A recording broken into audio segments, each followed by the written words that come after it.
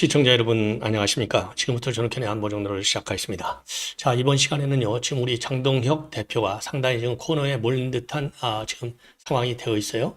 자, 그래서 이거를 돌파하기 위해서 여러 가지 카드를 지금 들이대고 있는데 그 중에 하나, 과거의 잔재를 떠들겠다. 그래서 지금 당무감사위원회에서 감사가 진행 중에 있죠. 지금 한동훈이 내주 중에 이제 결론이 날 걸로 보이는데 지금 한동훈이를 제명시켜라라고 하는 여론이 압도적으로 높게 제기되고 있어요. 그리고 다른 하나는 아예 당명을 이번 기회에 싹 바꿔버린다. 요 두 가지 카드. 그래서 그러려면 지금 당무감사위에서는 징계를 건의하는데 최종적으로 윤리위에 넘어가야 되거든요. 그래서 윤리위원장이 누가 되느냐가 또 커다란 변수가 되는데 지금 이 언론 보도를 보면은 친윤 강성 인물이 될 것이 아니냐. 이런 전망이 나오고 있습니다. 그래서 한국일보가 단독으로 보도하고 있어요. 예.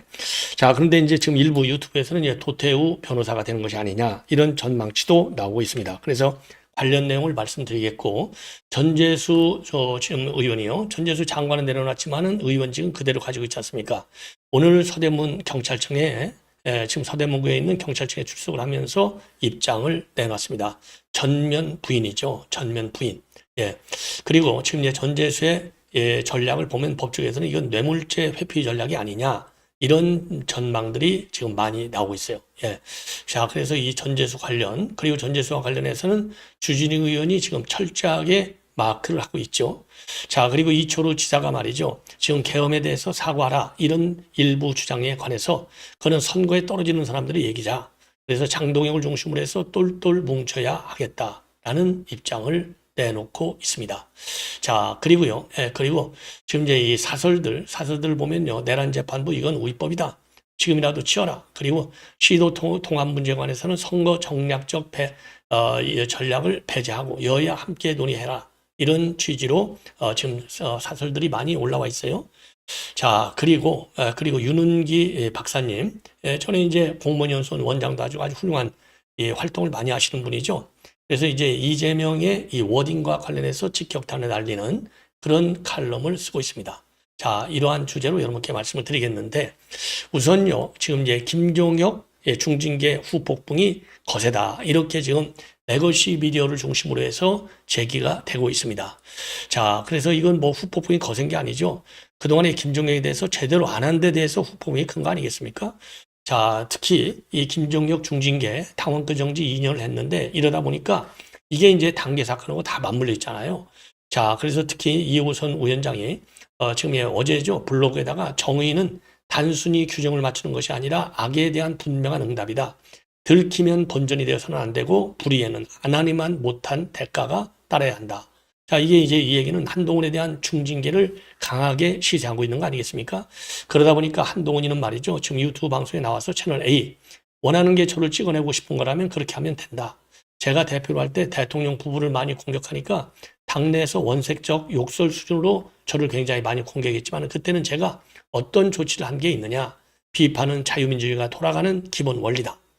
자, 이렇게 얘기를 하고 있고 반론, 반발. 김종혁도 내부에 있는 사람들이 모두 벼랑을 향해 달려갈 때 누군가는 거기로 가면 벼랑이야 가면 안 되라고 외치는 사람이 있어야 되는 것 아니냐 이렇게 반론을 하고 있어요. 예. 자, 그리고 또 이제 일부 지금 친한계가 아닌 의원들 가운데서도 당무감사위 요 사태 관해서 우려하는 분들이 있다는 겁니다. 자, 그럼에도 불구하고 예컨대 나경원 같은 경우에도 당무감사위 감사 징계 여기에 관해서 지금 타이밍이 적절하느냐 이런 반론을 제기하고 있기는 해요. 그리고 이제 김문수 전 노동부 장관도 지금 한동훈이하고 러브샷 하면서 연대를 과시해서 이게 자유우파들의 우리 당원 중심으로 해서 또 반발이 야기되고 있는 겁니다. 그래서 지금 김문수 장관 같은 경우는요, 지금 그 내년 선거 때까지는 우리가 사람을 영입해서 모셔하고 찾아내고 하나로 뭉쳐야만 이길 수 있다. 그래서 이 건배사도 말이죠. 김 장관이 먼저 우리는 하나다. 건배를 제의하고 거기에 대해서 한종훈 대변에 대해서는 또 아주 귀한 보배다. 보배를 왜 차리려고 하냐? 예, 요렇게 얘기를 했습니다. 그러면서요. 이거를 갖다가 현 지도부에 대한 비판이 아니고 당내 통합이 절실하다는 호소야. 이렇게 이제 해명을 내놓고 있어요. 자, 그럼에도 불구하고 또 일각에서는 말이죠. 강성 당원들을 중심으로 해서는 이런 김문수 장관의 태도에 대해서 지금 비판도 상당하게 제기되고 있어요. 그래서 지금 장동혁은요, 이 정면 돌파한다. 그래서 국민의힘이 새롭게 태어나기 위해서는 방향을 재정립하고 보수 가치를 재정립하는 작업이 필요하다. 새롭게 태어나기 위해서 당명 개정이 필요하다면 검토할 수 있고 전 당원의 총의를 모아서 결정하겠다. 근데 저는요, 이거 이름 빨리 바꿔야 돼요. 왜? 김종인 같이 왔다 갔다 하는 이 소신도 없는 기회주의자들이 만든 정당 이름 아닙니까? 이거 빨리 바꿔야죠. 예. 저는 그래서 당명을 바꾸겠다는 데 대해서는 당연히 찬성한다. 그리고 기조 변화에 대해서도 장동혁이가 상당히 고심이 많은 걸로 지금 알려지고 있어요. 그래서 당내 의원들하고 면담하면서 중도 확장, 당 쇄신 관련 조언을 많이 드리고 있고요. 예, 그리고 일부 강성 인사들을 중용한 장 대표에 대해서 항의성 발언도 있는 것으로 알려지고 있습니다. 예, 그래서 지금 현재 공석인 당 윤리위원장을 보수 강성 인사로 임명할 경우에는 당내 분란이 클라이맥스로 치닫게 될 것이다. 자, 이런 지금 우려도 나오고 있고요. 자, 그리고 이제 친한계에서는요, 징계 권한을 쥔 윤리원장에 대해서 반한동훈 성향의 인물을 기용해서 내년 선거나 또 이제 재보궐선거에서 한동훈 계 인사의 출마를 막으려 할 것이다. 이런 해석까지 나오고 있습니다. 자, 이러한 가운데 말이죠. 이러한 가운데 지금 한국일보의 단독 보도 내용을 말씀을 드리면 지금 이제 장동혁 대표가 윤리위원장 후보로 법조계와 학계 인사들을 여러 명 추천을 받았다. 그런데 지금 현재 법조계 인사를 고집하지는 않고 빠르면 이달 안으로 구성을 하겠다. 그래서 말이죠. 지금 당내 반장동혁 라인에 쓴 사람들은 이건 한동훈 대쫓기에 본격화하고 있는 거 아니냐. 외연 확장이 우려된다. 자, 그래서 친한계와의 충돌이 정점에 오를 것으로 하는 평가가 상당히 많습니다. 근데 정점에 올라오더라도 말이죠. 이 암세포는 잘라내야 됩니다. 예, 암세포를 그냥 갖고서는요, 예, 국민의힘이라고 하는 정당이 제대로 발전할 수가 없어요.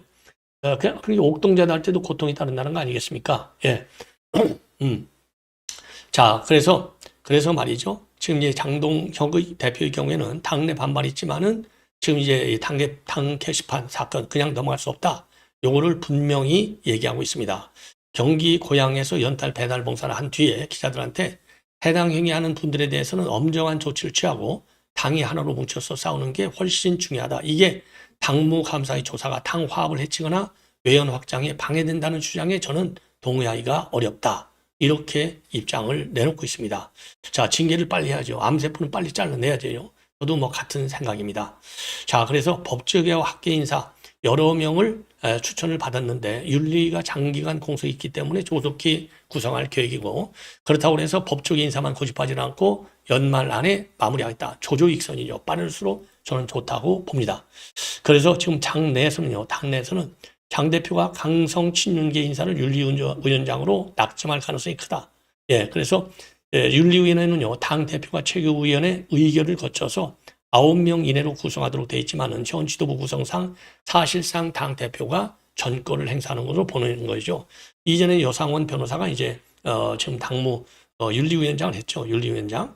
통상적으로 이제 법조인들이 많이 가는데 저는요, 법조인들 별로 좋아하지 않습니다.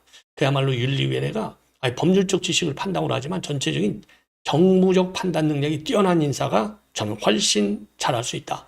아니, 윤리위에 법조인들이 들어가 있는데 윤리위원장마저 법조인일 이유가 거기에 구속될 이유는 하나도 없는 거죠. 그래서 정무적 판단 능력이 뛰어난 전략적 사고가 뛰어난 분이 윤리위원회 위원장을 하는 것이 좋지 않겠나.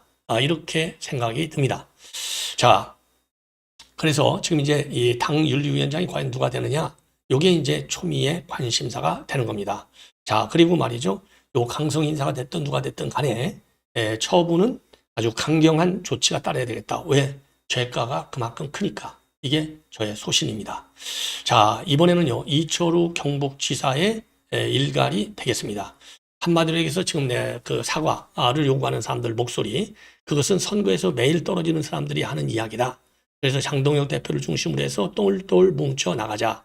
이렇게 SBS 라디오에 나와서 인터뷰를 했네요. 선거는 자석하고 똑같아서 힘센 자석이 있으면 유권자들이 다 따라붙는다.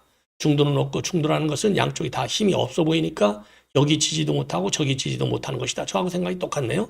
이어서 당이 똘똘 뭉쳐서 나가도 지금 힘이 붙이는데 우리끼리 안에서 중도를 당겨야 한다라고 하면서 탄핵이 어떻다, 계엄이 어떻다 할 여유가 없다. 계엄은 대통령 선거에서 국민이 미치면서 국민 심판이 끝났다. 사과는 승자가 하는 것인데 다 죽어가는 사람이 무슨 사과를 하느냐. 그래서 장동혁을 중심으로 해서 똘똘 뭉쳐 나가자. 그리고 우리 당 내부에서 이렇게 소란이 일어나고 자꾸 파벌이 생기면 망한다. 장 대표에게 안에서 자꾸 헛소리하는 사람들 다 잘라라라는 이야기를 했는데 아직 자르지도 못하고 있더라. 그래서 그럼 한동훈과 친한계를 다 다르라는 얘기냐? 그래서 친한계인지 친중계인지는 모르지만 자꾸 바람 빼는 소리 하는 사람들은 안 된다. 예. 그러면 이제 진행자가 말이죠. 그러면 윤 대통령 문제는 어떻게 하느냐? 윤어긴 해야 하느냐? 아니면 윤 네버 해야 하느냐? 물으니까 윤 대통령이 재판받는데 또 받는데 도와줄 것 있으면 도와드리고 해야지 칼로 무 자르듯이 자르는 것은 있을 수 없는 일이다. 윤 대통령은 당원이 아닌데 당원 아닌 사람을 우리가 이래라 저래라 할 필요가 뭐가 있느냐. 예, 이렇게 입장을 내놨습니다. 자, 여러분들, 이철호 지사는요, 혈액암 진단이 받았지만 5월 달에 완치가 됐다고 합니다. 그래서 지난 11일 날 3선 도전 의사를 밝혔습니다. 그래서 신기하게도 4개월 만에 암세포가 거의 사라졌는데 암은 완치가 없으니까 재발 방지를 위해서 면역 강화 치료만 하고 있는데 한 달에 한 번 주사 맞으면 끝이라 건강에는 특별한 문제가 없다. 제 건강이 회복되지 않았는데 도지사를 한 번 더 하겠다고 하면 도민과 국민에 대한 예의가 아니지만 의사도 건강이 회복됐다고 인정하고 이 정도는 기적이라고 했다. 그러면서요. 제가 이 기적을 산에 갖다 바치겠느냐. 할 일이 태산같이 남아있다. 그래서 한 번 더 하겠다라고 밝혔습니다. 예. 자, 그래서 지금 여러분들 말이죠. 지금 이제 이 김용태 그리고 또 이 친윤계, 윤핵관, 윤한홍 이런 사람들이 사과를 강력히 주장하고 있는 그런 상황이 지금 전개되고 있는 겁니다. 예. 자, 이번에는 전재수 지금 이제 경찰청의 첫 소환 조사를 지금 갔어요. 그래서 입장을 보면요, 한일 해저터널 청탁대가로 현금 2천만 원과 시계 한정을 받았다. 이런 주장에 대해서 사실이 아니다. 한일 해저터널은 부산의 미래를 팔아먹는 것이고 일본이 이익을 보는 구조라서 저는 일관되게 반대왔다. 이것은 제 정치 신념이다. 이것 때문에 우리 측에서 한일 해저터널은 반대하잖아요. 예. 그리고 정치적 험지 부산에서 3번 떨어지고 네 번째 만에 당선이 됐는데 제가 현금 2천만 원과 시계 한정으로 고단한 인내의 길을 바꿨다는 게 말이나 되느냐. 차라리 현금 200억과 시계 100점이라고 하라. 저는 통일부로부터 그 어떠한 불법적인 금품 수도 없었다는 말씀을 다시 한번 분명하고 강력하게 드린다. 그리고 한학자 총재를 만난 적이 있느냐? 경찰 조사에서 어떤 점을 소모할 계획이냐? 요 질문에 대해서는 별도로 언급을 하지 않았습니다. 자, 그래서 말이죠. 경찰에서는요, 이 실제 금품 전달 여부, 전달 경위, 대가성 이런 거를 철저히 파헤칠 예정으로 있고요. 이 한일 해저터널하고 이게 이제 통일교 수건 사업이잖아요. 요 이제 금품 수사하고 어떤 대가성이 있는지도 당연히 따져봐야 되겠죠. 그리고 참고적으로요, 통일교 산하재단이 2019년도 전의원의 책 500건, 약 1천만 원 정도를 구매했다. 이런 의혹도 조사할 방침이라고 합니다. 그리고 경찰은 지난 15일 날 전재수 의원의 자택, 국회의원실, 통일교 본사인 가평 천정군과 서울본부 등 10곳을 압수수색했고요. 휴대전화와 PC 등 전산자료와 회계 내부 문건들을 확보했습니다. 그리고 어제는요, 천정궁에서 통일교 국제행사 관련 자료를 추가로 이미 제출받아서 일부 정치인의 행사 참석, 축전 발송 정황을 확인하는 작업도 병행하고 있다. 이렇게 알려지고 있습니다. 그리고요, 전재수 의원 측에서 청탁이 없었다라고 하는 것은 법적에는 이것은 뇌물죄를 회피하려는 전략의 일환이 아니냐. 이렇게 지금 평가를 하고 있다는 점도 말씀을 드립니다. 예. 자, 여기에 관해서 이제 주진우 의원요, 책 500권을 통일교에 구입해 준 것은 이건 뇌물이다. 엄정히 수사해야 된다. 예. 빙산의 일각이고 금품 유착의 단계의 일단이 드러난 것 뿐이다. 그리고 통일교 교인들 명의로 사주거나 봉투로 현금을 전달할 수도 있고 책이 좋아해서 샀겠느냐. 불법 정치자금이 통로이고 전수조사가 필요하다. 그리고 통일교 2인자 윤영호가 이재명의 통일교회 산하 협박에 입을 닫았는데 특검에서의 윤영호 진술은 매우 신빙성이 높아졌다. 윤영호는 출판 기념회 도서구매 등 방식을 통해 지원했다고 진술했다. 사실로 드러난 것이고 통일개혁 게이트의 몸통은 민주당이다. 이렇게 직격탄을 가하고 있습니다. 예. 자, 그래서 그리고요. 오늘 이렇게 이제 일찍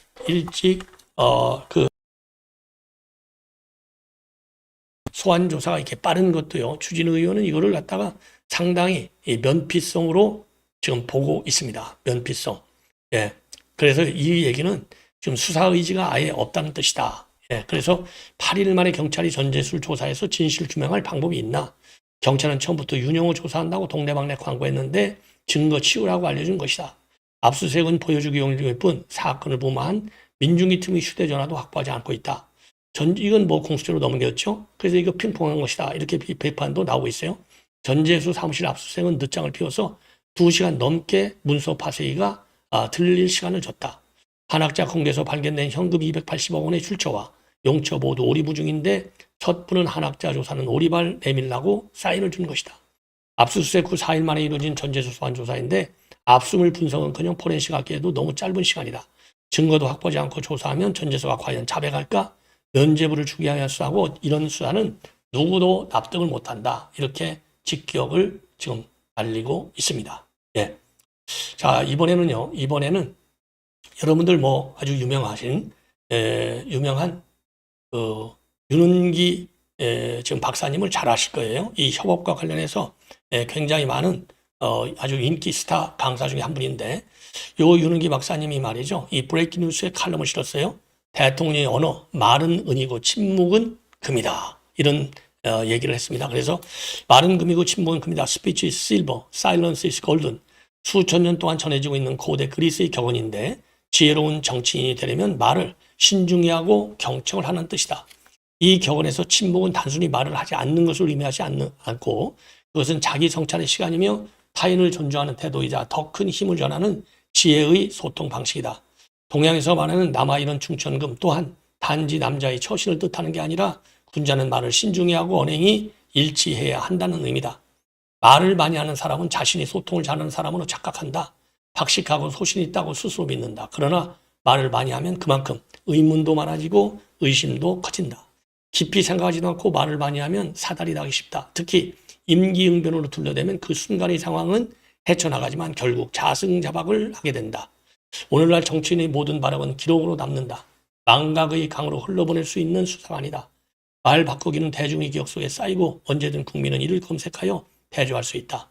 내로남불과 말 바꾸는 정치인의 생명을 무너뜨리는 구업이고 자승자박의 끈이다. 문제는 이것이 단순히 개인의 몰락으로 끝나지 않는다는 점이다. 장관의 내로남불은 정부 전체의 공정성을 흔들고 대통령의 말 바꾸기는 국정 운영에 대한 신뢰를 붕괴시킨다. 국민은 더 이상 지도자의 언어를 믿지 않게 되고 정치 전반에 냉소와 무력감이 번진다. 이는 민주주의의 근본 토대를 약화시키는 심각한 문제다. 정치 지도자에게 필요한 것은 화려한 언변이 아니다. 언행일치와 지혜로운 침묵이다. 정치인은 자신의 언어가 곧 국가의 품격이자 국민의 신뢰라는 사실을 명심해야 한다. 말 재주에 덫에 걸려 무너지는 것은 결국 정치인 개인만의 아니라 공동체 전체가 되기 때문이다. 이재명은 다변가다. 말을 많이 한다. 임기응변에도 강하다. 그동안 정치를 하면서 쏟아낸 말이 산처럼 쌓였다. 이 말들이 이미 서로 팔목과 발목을 잡고 있다. 대통령이 된 후에는 말을 줄일 줄 알았다. 여전히 말을 많이 한다. 위험이 계속 쌓이고 있다. 윤 대통령도 말이 많은 게 화근이었다. 남의 말을 안 듣고 혼자서 떠든다는 비판이 온 나라에 퍼졌다. 본인만 몰랐을 것이다. 조금만 경청의 자세를 가졌더라면 침묵의 지혜를 지났더라면 나라를 혼란에 빠뜨리고 자신을 파멸시킨 계엄령은 내리지 않았을 것이다. 굉장히 아주 좋은 지적들을 많이 하고 있어요. 대통령이 자기 머릿속에 떠오르는 생각을 그대로 말하는 자리가 아니다. 참모들에게 묻고 정리해서 정제된 언어로 말해야 한다. 반 이상은 정리된 연설문이나 원고를 읽어야 한다. 나라를 대표하는 인물이며 국정의 최고 책임자이기 때문이다. 요즘 이재명은 너무 자신 있게 말하고 있다. 스스로 달변가로 생각하며 말하기를 즐기는 듯하다. 거침없이 말하고 단정적으로 말한다. 침묵이 금이라는 격언이 파고들 틈이 없다. 스스로 대한민국에서 가장 힘이 센 사람이라고 말하고 있으니 누가 이재명 대통령의 말을 말릴 수 있겠는가? 말이 운명을 가는다. 대통령의 말은 국격이고 국운을 결정하는 씨앗이다. 지금이라도 오랜 격언을 가슴에 새겨야 한다. 말은 은이고 침묵은 금인다. 그래서 윤은기 박사님은 경영학 박사고요. 한국협업발전포럼 회장을 지냈습니다. 회장으로 있고요. 그리고 중앙공무원 교육연구원장 20대를 했습니다. 자, 이 글이 말이죠. 굉장히 좋아요. 자, 그래서 여러분들께 지금 윤은기 박사님의 글을 참고로 소개해 드렸습니다. 자, 시청자 여러분 이것으로 본 방송을 마치겠습니다. 대단히 고맙습니다.